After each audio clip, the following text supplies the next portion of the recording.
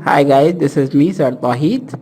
और आज हम पढ़ेंगे पास्ट कंटिन्यूअस टेंस के बारे में कि ये टेंस क्या होता है, कब इसका इस्तेमाल किया जाता है और इसका इस्तेमाल किस तरह से किया जाता है। इसका स्ट्रक्चर जानेंगे हम इस लेसन के अंदर, और इसके अलावा हम ये देखेंगे कि इसके अंदर वॉज और वर का इस्तेमाल किस तरह से सही तरीके से किया जा सकता है।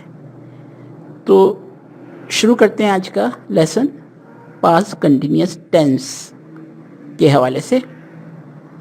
सबसे पहले देखते हैं इसकी डेफिनेशन, जो कि है this tense describes the actions और activities that were being done earlier, और it shows the action that were going in the past.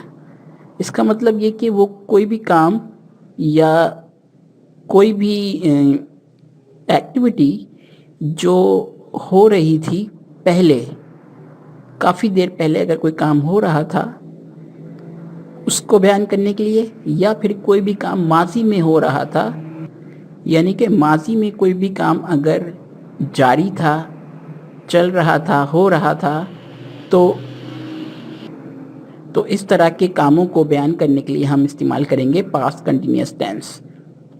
सबसे आसान अल्फाजों में ये कह सकते हैं कि पास्ट का मतलब है माजी और कंटिन्यूस का मतलब जारी काम, जो काम चल रहे हों। तो कोई भी काम अगर माजी में हो रहा था उसे बताने के लिए इस्तेमाल किया जाता है past continuous tense.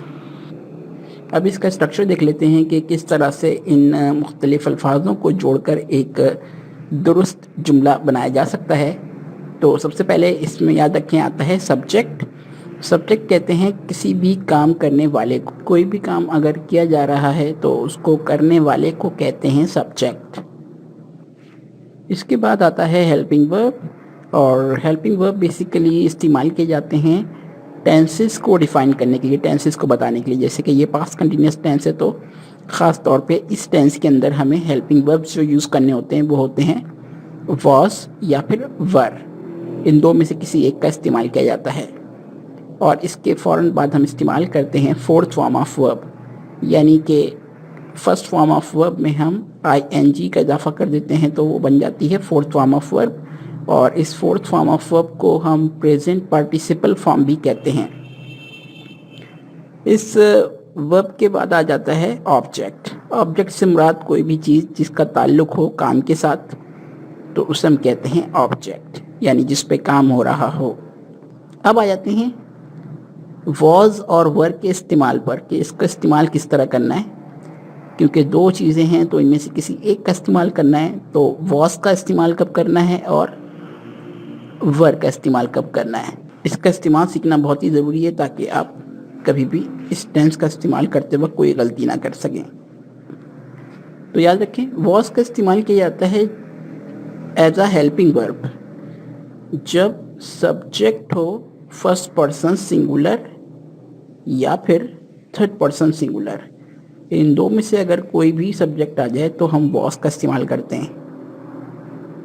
First person singular मतलब अगर कोई शख्स बात कर रहा हो सिर्फ अपने बारे में, उसे फर्स्ट पर्सन सिंगुलर कहा जाता है। जैसे कि अगर मैं अपने बारे में बात करूं तो मैं लाजमी बात करूंगा, आई से स्टार्ट करूंगा बात करना। आई गो टू स्कूल, या कुछ भी कोई भी सेंटेंस बनाऊंगा तो वो आई से स्टार्ट होगा। जबकि थर्ड पर्सन सिंगुलर से मुराद होगा किसी तीसरे शख्स की बात अगर की जा रही हो। जैसे कि मैं किसी से बात कर रहा हूँ और बात मैं किसी और के बारे में कर रहा हूँ, तो जिसके बारे में बात कर रहा हूँ वो हो जाएगा थर्ड पर्सन। और अगर मैं किसी एक शख्स के बारे में बात कर रहा हूँ तो वो कहलाएगा थर्ड पर्सन सिंगुलर। इसकी मिसाल होती है इंग्लिश में ही, शी, इट, या किसी एक शख्स का नाम।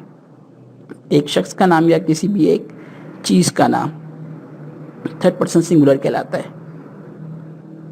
तो अगर फर्स्ट पर्सन सिंगुलर आ जाए या फिर थर्ड पर्सन सिंगुलर आ जाए, हम इस सब्जेक्ट के बाद वॉज का इस्तेमाल करेंगे। जैसे कि I was, he was, she was, Ahmad was, it was.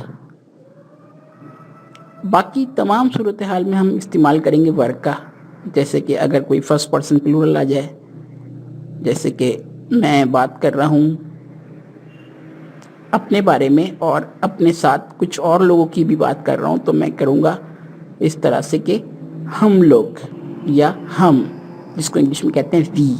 تو وی ایک پلورل ورڈ ہے اور اس کے بعد آتا ہے ور.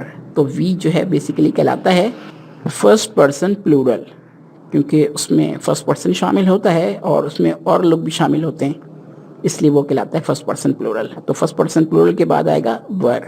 اس کے علاوہ سیکنڈ پرسن جو کہ کہلاتا ہے یو، جس سے بات کی جا رہی ہو اس کے بارے میں بات کریں اگر ہم، تو ہم ور لگائیں گے. اور اگر تھرڈ پرسن پلورل آ جائے جیسے کہ دے، وہ لوگ، یا پھر کسی دو یا دو سے زیادہ لوگوں کا نام لے کے بات کریں تو ہم ور لگاتے ہیں اس کے بعد. تو یہ تھا واز اور ور کا استعمال. اس کے بعد دیکھ لیتے ہیں اس کی کچھ پہچان. اگر آپ اردو میں خاص طور پہ سیکھتے ہیں یہ ٹینس، یا اگر آپ اردو زبان بولتے ہیں یا اردو سے انگلش میں ٹرانسلیشن کرتے ہیں، تو آپ کو یہ پہچان جاننی چاہیے کہ عام طور پر پاسٹ کنٹینیوس ٹینس کے آخر میں اس طرح کے ورڈز آتے ہیں اگر اردو میں لکھا ہوا ہو یہ سینٹنس، جیسے کہ رہا تھا، رہی تھی، رہے تھے وغیرہ. یہ کچھ ورڈز ہیں جو عام طور پر جب بھی آپ اردو میں لکھیں گے ان جملوں کو تو یہ ان کے اینڈ میں آئیں گے. اس سے آپ کو پہچان ہونے میں آسانی ہو جاتی ہے کہ یہ پاسٹ کنٹینیوس ٹینس کے سینٹنسز ہیں اور آپ ان کو اسی فارمولے کے مطابق ٹرانسلیٹ کر سکتے ہیں. تو چلیے جناب آپ اس کی کچھ ایگزامپل دیکھ لیتے ہیں. پہلی ایگزامپل ہے میں ایک خط لکھ رہا تھا. میں ایک خط لکھ رہا تھا.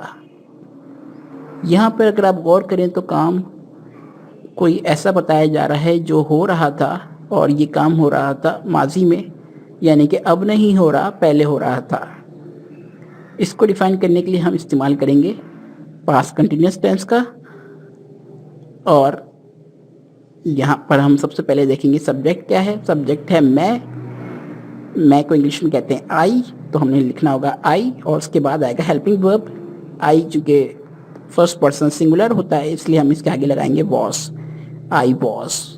پھر آئے گی فورتھ فارم آف ورب. یہاں پہ کام جو ہو رہا ہے وہ ہو رہا ہے لکھنے کا. لکھنے کو کہتے ہیں رائٹ، لیکن ہمیں فورتھ فارم یوز کرنی ہے تو بن جائے گی رائٹنگ، آئی واز رائٹنگ. اور پھر آتا ہے آبجیکٹ، اور یہاں پر جو کام ہو رہا ہے وہ ہو رہا ہے خط لکھنے کے بارے میں، یعنی کہ خط لکھا جا رہا ہے. تو جس چیز کا کام ہو رہا ہوتا ہے اسے ہم آبجیکٹ کہتے ہیں. تو آبجیکٹ آ جائے گا a letter. I was writing a letter. یہ ایک افرمیٹیو سینٹینس ہے، لیکن اگر اسی جملے کو آپ نے منفی بنانا ہو تو آپ صرف اتنا کریں گے کہ واز کے بعد ناٹ لگا دیں گے تو یہی جملہ بن جائے گا I was not writing a letter. مطلب میں خط نہیں لکھ رہا تھا یا میں خط نہیں لکھ رہا تھا. اب اگر اسی جملے کو ہمیں سوالیہ بنانا ہو تو ہم صرف یہ کریں گے کہ ہیلپنگ ورب کو پہلے استعمال کریں گے سب سے پہلے، اور سبجیکٹ کو اس کے بعد یوز کریں گے. تو یہی سینٹینس ایسے بن جائے گا was I writing a letter, was I writing a letter. اور آخر میں ہمیشہ کوسچن مارک لگایا جاتا ہے. یہ ایک سوالیہ جملہ بن چکا ہے جس کا مطلب ہوگا کیا میں خط لکھ رہا تھا، کیا میں خط لکھ رہا تھا. دوسری اگزامپل دیکھ لیتے ہیں. تم سبق یاد کر رہے تھے. تم سبق یاد کر رہے تھے مطلب یہ کام ماضی میں ہو رہا تھا پر اب نہیں ہو رہا، اور کرنے والا تھا تم. تم کو انگلش میں کہتے ہیں یو. یو سیکنڈ پرسن ہوتا ہے اس لیے ہم یو کے آگے لگاتے ہیں ور، یو ور. اس کے بعد آئے گی فورتھ فارم آف ورب. یہاں پہ کام ہو رہا ہے یاد کرنے کا، تو یاد کرنے کو کہتے ہیں لرن، لیکن اس کی چوتھی فارم ہوتی ہے لرننگ، کیونکہ ہمیں آئی این جی بھی لگانا ہوتا ہے فورتھ فارم بنانے کے لیے، تو اس کو کر دیں گے ہم لرننگ، یو ور لرننگ. اور پھر آئے گا آبجیکٹ. جس چیز کو یاد کیا جا رہا ہے وہ چیز ہے لیسن، یعنی کہ سبق. سبق کو کہتے ہیں انگلش میں لیسن. سو سینٹینس تیار ہو گیا ہمارا جو کہ ہے you were learning a lesson. یہ ایک مثبت جملہ کہلاتا ہے. اگر اسی کو منفی جملہ بنانا ہو تو ہم ور کے آگے ناٹ لگائیں گے اور یہی جملہ بن جائے گا منفی جملہ you are not learning a lesson, جس کا مطلب ہے تم سبق یاد نہیں کر رہے تھے. اور اگر اس جملے کو ہمیں سوالی جملہ بنانا ہوتا ہے تو ہم हेल्पिंग वर्ब को पहले लगाते हैं और उसके बाद आता है सब्जेक्ट। तो ये सेंटेंस बन जाएगा were you learning a lesson और आखिर में क्वेश्चन मार्क, और इसका मतलब है क्या तुम सबक याद कर रहे थे। तीसरी एग्जाम्पल है वो खाना पका रही थी। वो खाना पका रही थी, ये भी एक माजी का काम है जो उस वक़्त हो रहा था माजी में पर अब नहीं हो रहा। तो इसको बयान करने के लिए भी हम पास्ट कंटिन्यूअस टेंस का इस्तेमाल करेंगे। यहाँ पर सब्जेक्ट है वो, और ये चूँकि आखिर में आ रहा है थी, इसका मतलब है वो कोई लड़की थी, और किसी लड़की का जिक्र करना हो एज अ थर्ड पर्सन तो हम शी करके यूज़ करते हैं, वो मतलब शी। और शी चूँकि थर्ड पर्सन सिंगुलर है, इसके आगे लगेगा वॉज, शी वॉज, और फिर आएगा वर्ब। वर्ब मतलब काम, और यहाँ पे काम हो रहा है पकाने का, और पकाने को कहते हैं कुक, जबकि यहाँ पर फोर्थ फॉर्म का इस्तेमाल करना है तो हम कर देंगे कुकिंग, शी वॉज कुकिंग। फिर आता है ऑब्जेक्ट, यानी कि किस चीज़ को पकाया जा रहा है।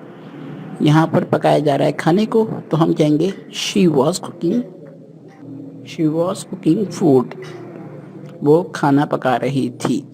अब अगर इसी जुमले को हमें मनफी बनाना हो तो हम वॉज के बाद नॉट लगाएंगे और ये जुमला बन जाएगा she was not cooking food, जिसका मतलब है वो खाना नहीं पका रही थी।